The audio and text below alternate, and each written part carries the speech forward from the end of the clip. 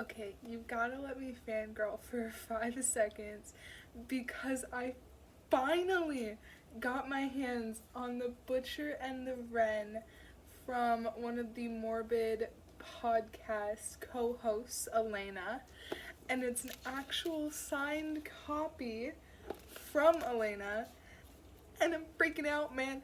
Okay, I am gonna get to 14 Ways to Die, but I wanted to ask because this book's almost over. I have like three more, including this one, three more videos to make on it. Um, but should I read this on the channel or I don't know.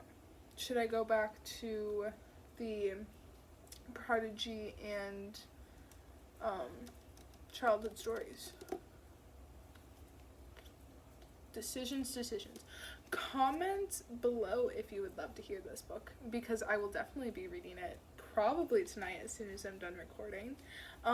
But I could also do it as a video if that is wanted.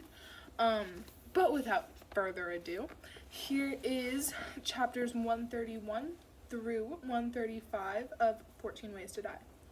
131. I hold the receipt tight, but not too tight, terrified it's going to rip, or I'll lose it, or it will vanish from between my fingers.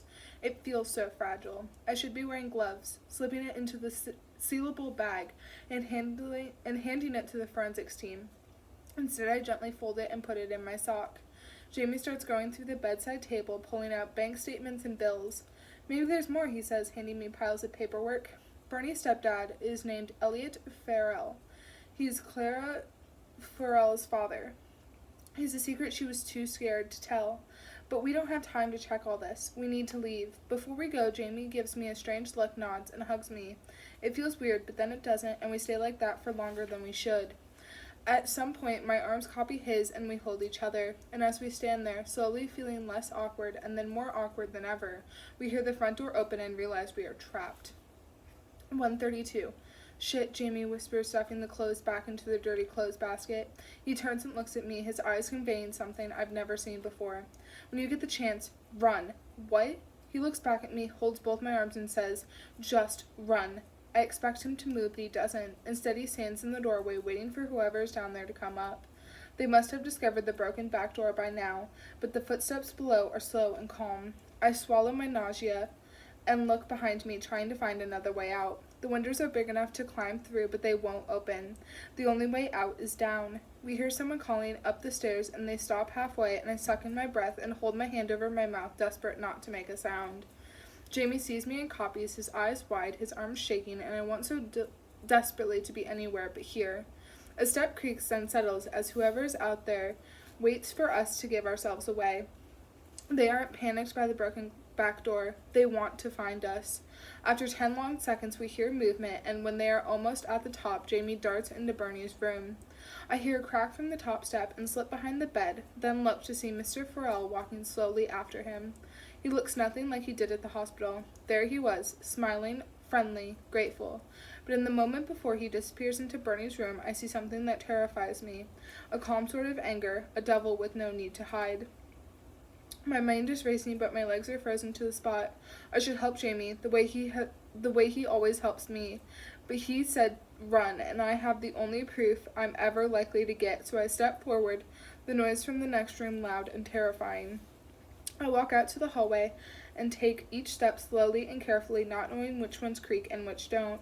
What happens when you break into the house of a monster and that monster catches you? I imagine it quickly and block it out.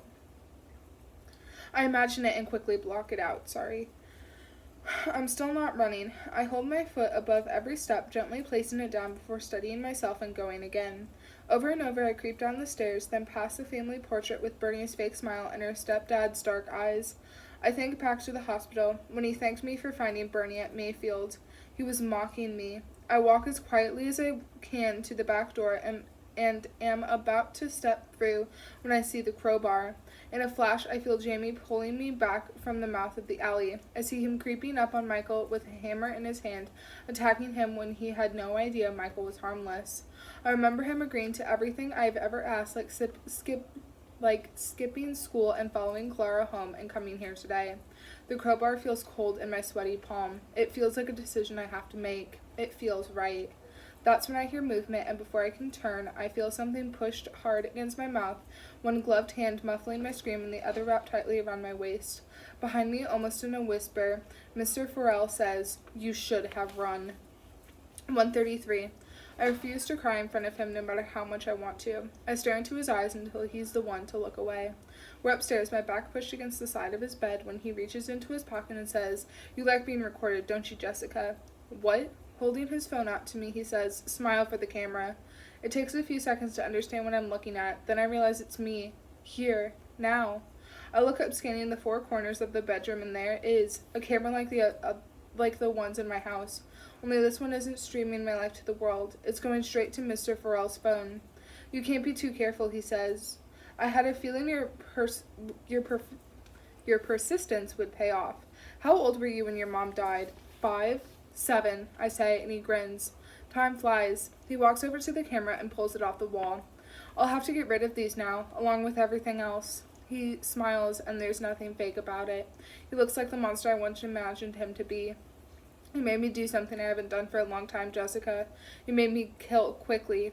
"I didn't make you do anything." Mr. Farrell crouches in front of me and says, "But you did. You challenged me. All those grieving families with their t-shirts. It gave me an idea I couldn't ignore. I had fun playing with you. It's a shame it has to end." He grabs me under my arms and pulls me up, then opens Bernie's bedroom door and pushes me inside. I look at Jamie and hate myself for getting him into this. I want to tell him I'm sorry. I want to go back in time and do things differently. I want to ignore Mr. Collins and force Lorraine to believe me about Clara and have the police find the receipt. But if I had a time machine, there would be no need for any of this. "Did you like my messages?" he asks. Then, as if I'm realizing something, he pulls me up and forces his hand into my pocket, pulling my phone out, then does the same with Jamie. He looks at them, then smiles. "Call me paranoid," he says, "but I thought you'd be recording my confession. Who else knows you're here? Have you got your little director friend hiding in the closet?"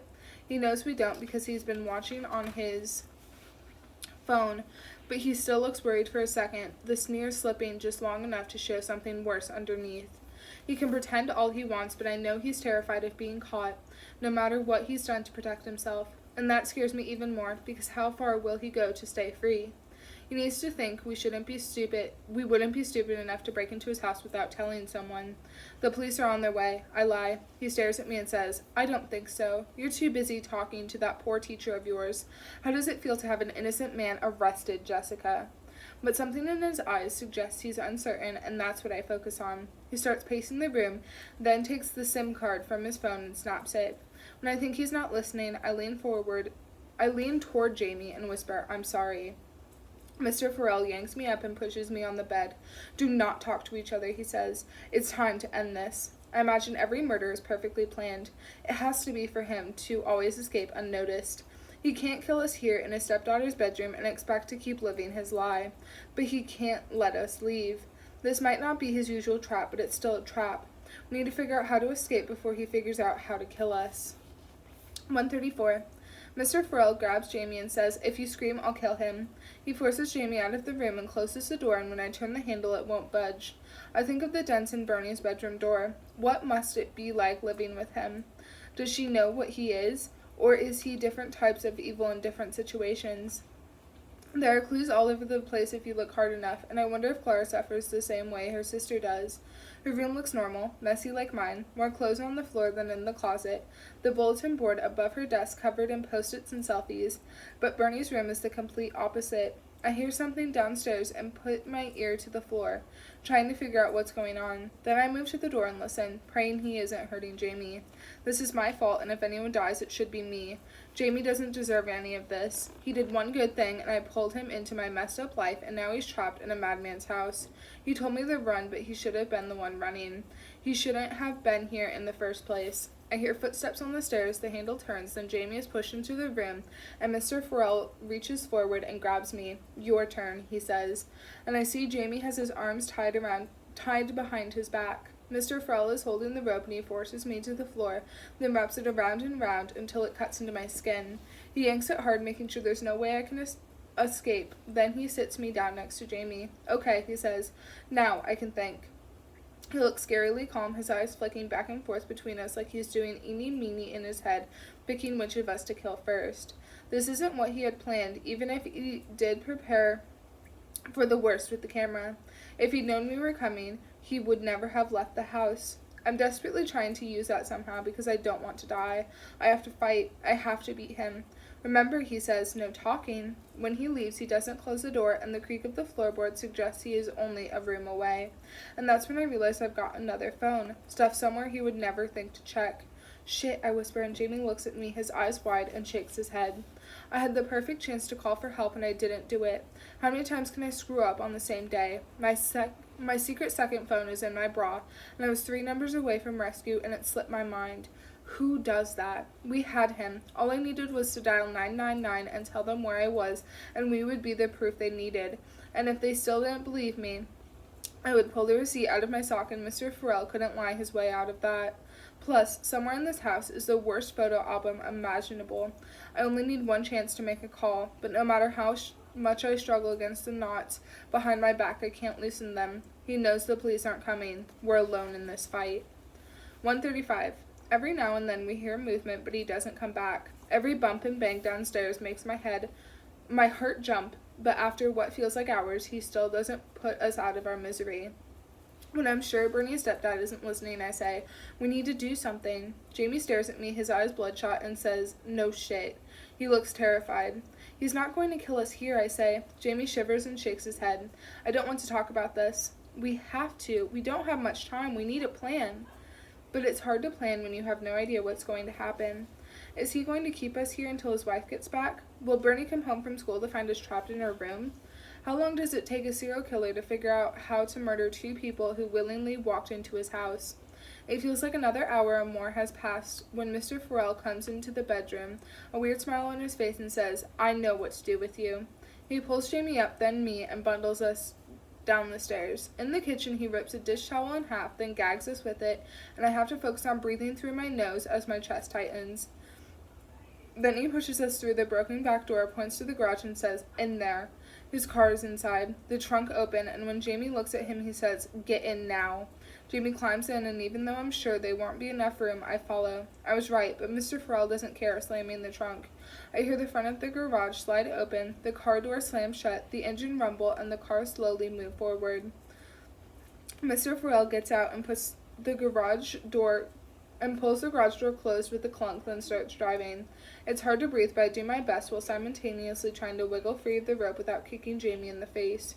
We don't attempt to communicate. We work with the space we've got, struggling helplessly to untie ourselves before the trunk springs open. Wherever he's taking us, that's where he'll do it. That's where we'll die. But I'm not ready to. There's no way this bastard is going to kill me. There's no way he's going to win. I think of Mom and wonder if the people at Mayfield Lodge are right, if she really can hear the prayers I say inside my head. Is she scared? Does she know I'm going to get out of this somehow? Or is she already planning my welcoming party?